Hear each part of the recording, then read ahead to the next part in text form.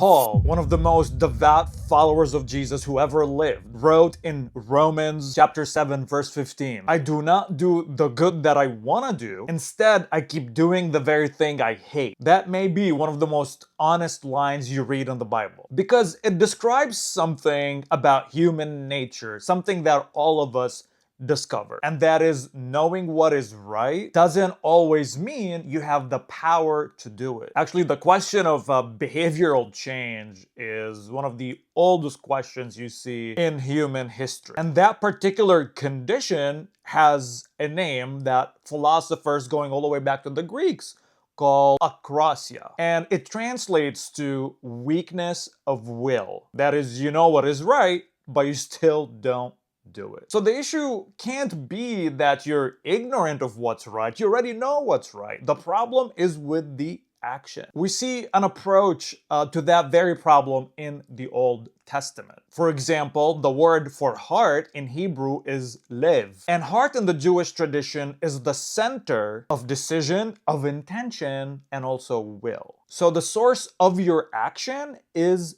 your heart. Everything has to flow from it. But the Bible shines a light on this in the book of Jeremiah. For example, in Jeremiah 17 verse 9, we read that the heart is deceitful above all things. This might feel like a harsh diagnosis, but is nonetheless stating and going at the very root of the problem. Because if the heart is responsible for change, and the heart itself is not in a position to effect that change, how can you rely on it to help you with any change? And when you take it this way, it tells us that why effort alone can eventually break down. Because the problem is not just what you do, it's where your actions are coming from. So now the question becomes, if knowing isn't enough, what actually produces change? In the book of Ezekiel, chapter 36, verse 26, we read,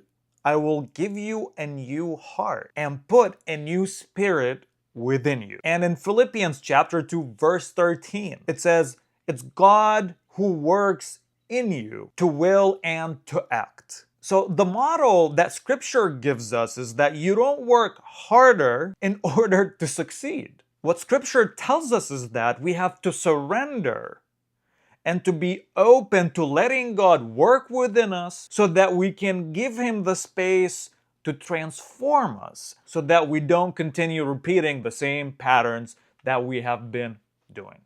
See, what the Bible is telling us is that if we keep this mentality of absolute self-reliance, we're eventually going to reach our limits. But if change is something that God works in you, then even the most stuck person is not beyond transformation. Because in the Gospel of John chapter 7 verse 17, Jesus says, "If anyone is willing to do, he will know." What Jesus is talking about here is the willingness to have a certain posture, the willingness to be open. You don't create the transformation, but you can either be open to receive it or you can be closed off to it.